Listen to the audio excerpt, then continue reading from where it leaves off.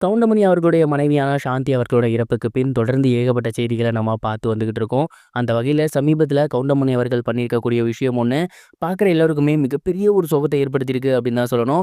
அதுவும் இன்னைக்கு அது நடந்திருக்கு அப்படின்னும் இந்த ஒரு விஷயம் வெளியாகி எல்லோருக்குமே மிகப்பெரிய ஒரு சோகத்தையும் ஏற்படுத்தியிருக்கு அப்படின்னு தான் சொல்லணும்.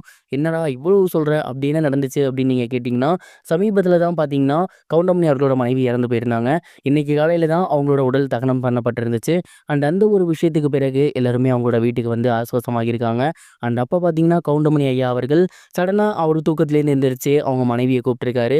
அவங்களோட ரூமுக்கு போய் பார்த்துருக்காரு. அங்கே இருக்கக்கூடிய அவங்க கிட்ட, அதாவது அங்கே வேலை செய்யக்கூடியவங்க அவங்க பொண்ணுக்கிட்டலாம் எங்கே சாந்தி அப்படிங்கிற மாதிரி கேட்டிருக்காரு. இதை பார்த்துட்டு அங்கேருந்து எல்லாருமே பயங்கரமாக ஷாக் ஆகியிருக்காங்க.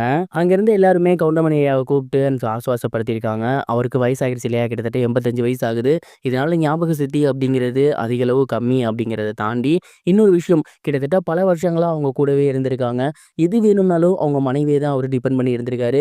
அதாவது ஒரு டீ வேணும்னாலுமோ, இல்லை ஏதாவது ஒரு பொருளை எடுத்துட்டு வா அப்படின்னாலுமே அவங்க மனைவி கூடயே தான் இருந்திருக்காரு.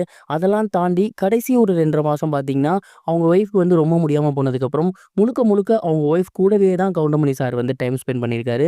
அப்படி பார்க்கும்போது முன்ன இருந்ததை விட இப்போ இருந்தது அப்படிங்கிறது இன்னும் அதிகம் அப்படின்னே சொல்லலாம். ஏன்னா முன்னாடி கூட அந்த ஏகப்பட்ட ஷூட்டிங்கு போவார், மனைவி கூட டைம் ஸ்பெண்ட் பண்ணியிருக்க மாட்டார். பட் தன்னோட கடைசி காலகட்டத்தில் முழுக்க முழுக்க அவரோட மனைவி கூடயே தான் டைம் ஸ்பெண்ட் பண்ணியிருக்காரு. அதனால அவர் வாயை திறந்தாலே அவர் வாயிலிருந்து அவரோட மனைவி பேர் தான் வந்திருக்கு. அந்த ஒரு விஷயம் தான் இன்னைக்கு நடந்திருக்கு. அவங்க இறந்து போயிட்டாங்க, இப்போ அவங்க நம்ம கூட இல்லை அப்படிங்கிறத தாண்டி இயல்பாகவே அவருக்கு அவங்களோட மனைவி பேர் தான் வந்திருக்கு. இதெல்லாம் பார்த்துட்டு அவங்க ஃபேமிலி மெம்பர்ஸ் ரொம்பவே எமோஷனல் ஆகி கதறி எழுதிருக்காங்க. அதுக்கப்புறம் அவருக்கு ரியாலிட்டியை புரிய வச்சு சாந்தமாக்கியிருக்காங்க. இந்த ஒரு செய்தி தான் வெளியாகி எல்லோருக்குமே, ஏன் நமக்குமே மிகப்பெரிய ஒரு சோகத்தை ஏற்படுத்தியிருக்கு.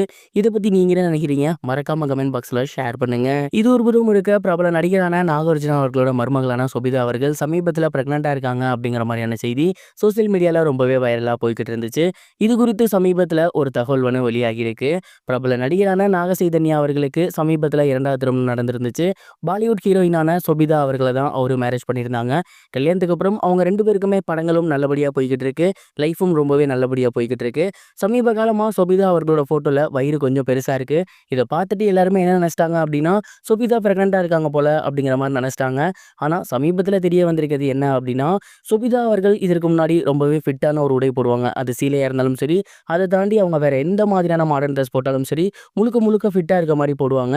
பட் ஒன்ஸ் நாகார்ஜுனா சாரோட ஃபேமிலியில் வாக்கப்பட்டு போனதுக்கப்புறம் முழுக்க முழுக்க அவங்க பாரம்பரியமான உடை தான் அணிஞ்சு வந்துட்டு இருக்காங்க. குறிப்பாக சேரீ அதிகமாக கட்டுறாங்க இல்லையா, பாரம்பரிய சேரீ. அதனால அவங்க வயிறு பெருசாக கட்டுதே தவிர மற்றபடி ஒன்றும் கிடையாது அப்படிங்கிறது தெரிய வந்திருக்கு. மேபி கூடிய சீக்கிரத்தில் அது நடந்தாலும் நடக்க வாய்ப்பு இருக்குது அப்படிங்கிற மாதிரி தகவல் கிடைச்சிருக்கு. இது வரைக்கும் கனெக்டிங் டிவிக்கு சப்ஸ்கிரைப் பண்ணனா மறக்காமல் சப்ஸ்கிரைப் பண்ணிக்கங்க.